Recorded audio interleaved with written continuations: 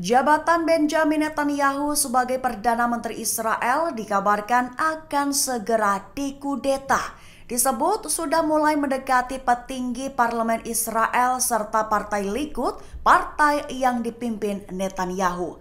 Dikutip dari Tribun News pada 6 Februari melansir dari Radio Tentara Israel, menyatakan bahwa sosok pengkudeta ialah Benny Gantz.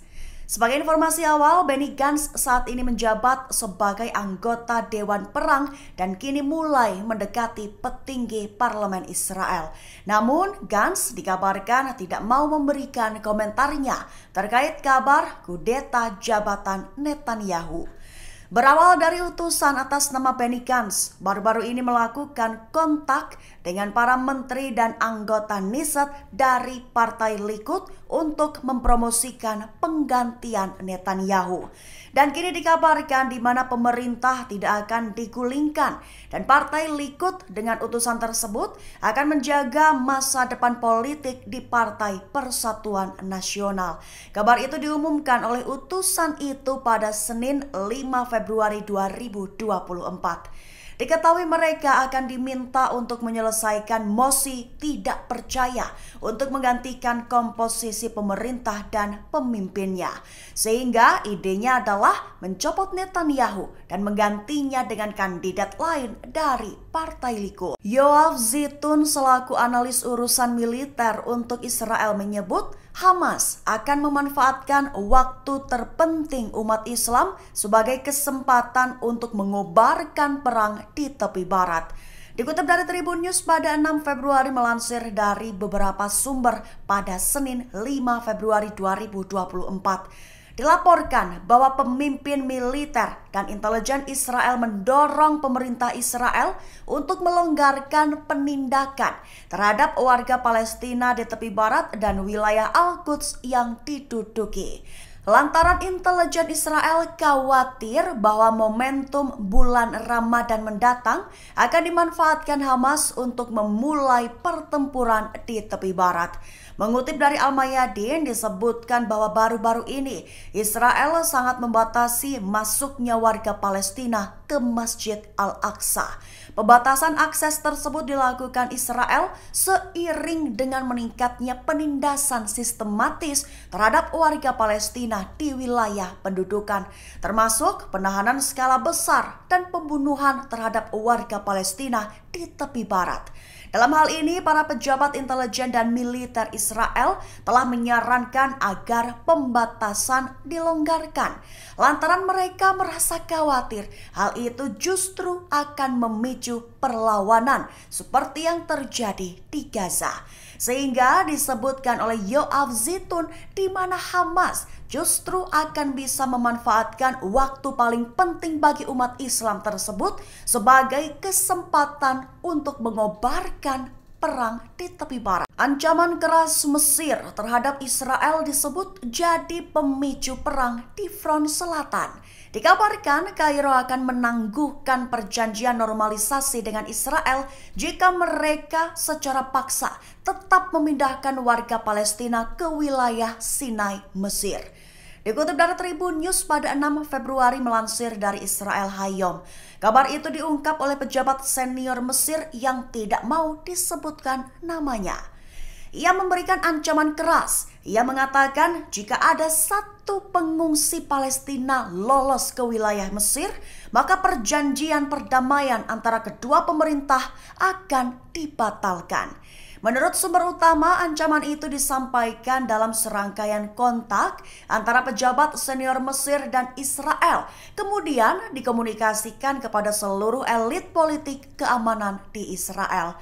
Sehingga dengan ada ancaman pembatalan perjanjian disebut menjadi sinyal terjadinya perang di front selatan. Padahal Israel sendiri juga potensial membuka perang di front utara menghadapi Hizbullah. Kemudian narasumber lain dari pihak Mesir memang tidak menyebutkan soal pembatalan perjanjian, melainkan mengatakan bahwa Kairo akan menangguhkan perjanjian tersebut dalam keadaan yang sama. Amnesty International, organisasi hak asasi manusia, mengatakan bahwa Israel telah melakukan pembunuhan di luar hukum. Bahkan Amnesty International menyatakan bahwa itu adalah pelanggaran terang-terangan terhadap hak asasi manusia internasional. Dikutip dari Tribun News pada 6 Februari melansir dari Al Jazeera, menyatakan bahwa pernyataan itu menggambarkan gelombang kekerasan brutal. Disebutkan bahwa Israel termasuk menggunakan kekuatan mematikan secara tidak proporsional selama protes dan penggerebekan. Kabar-kabar tersebut dikatakan oleh Direktur Penelitian Global Advocacy dan Kebijakan Amnesty International, Erika Guevara Rosas, pada Senin 5 Februari kemarin. Ia menegaskan bahwa pembunuhan di luar hukum itu merupakan pelanggaran terang-terangan terhadap hukum hak asasi manusia internasional, serta dilakukan dengan impunitas dalam konteks mempertahankan penindasan sistematis dan dominasi sistematis rezim Israel terhadap warga Palestina. Selain itu, penelitian tersebut menemukan bahwa pasukan Israel menyerang para medis yang mencoba membantu warga Palestina yang terluka dan mencegah bantuan medis kepada orang yang mengalami luka yang mengancam jiwa. Houthi tegaskan akan balas total 300 serangan udara Amerika Serikat dan Inggris di Yaman. Pejabat Houthi menyebut bahwa Amerika Serikat dan Inggris tidak akan lolos dari hukuman setelah melakukan ratusan serangan tersebut. Dikutip dari Tribun News pada 6 Februari melansir dari pernyataan Hujar Hussein Al-Ezi, seorang pejabat Houthi di Kementerian Luar Negeri dalam konferensi pers pada 5 Februari kemarin. Ia menyebut bahwa Amerika Serikat telah menyerang Yaman dan menegaskan bahwa mereka tidak akan lolos dari hukuman. Lanjutnya, ia menekankan bahwa pihaknya tidak pernah bisa diam terhadap agresi di negara Yaman, serta menegaskan bahwa hal itu tidak akan mempengaruhi posisi Yaman terhadap dukungan Gaza dan Palestina. Perlu diketahui, pejabat Yaman itu menegaskan bahwa serangan terhadap kapal-kapal Amerika dan Inggris di Laut Merah adalah buntut aksi agresi mereka terhadap Yaman. Namun, alih-alih menghentikan bombardemen, mereka justru melancarkan serangan udara balasan terhadap target-target di Yaman. Hizbullah dikabarkan telah melakukan serangan terhadap sasaran Israel yang sudah mencapai 1.000 operasi. Bahkan buntut serangan Hizbullah tersebut telah menempatkan Israel dalam masa krisis. Dikutip dari Tribun News pada 6 Februari melansir dari laman media militer Hizbullah pada 4 Februari 2024.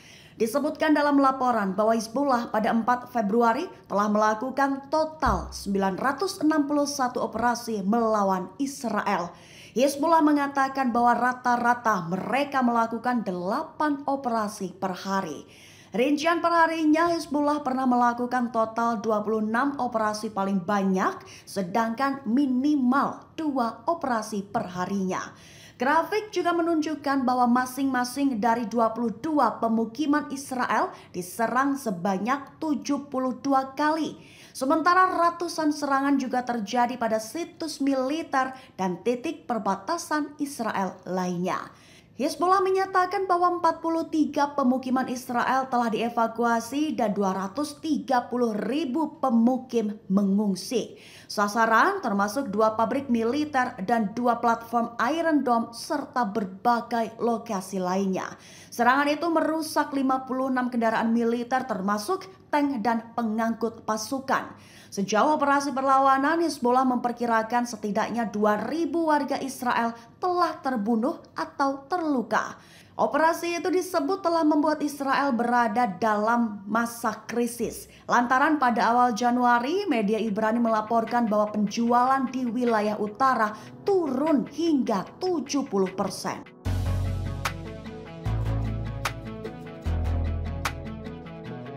Download Tribun X sekarang, menghadirkan lokal menjadi Indonesia.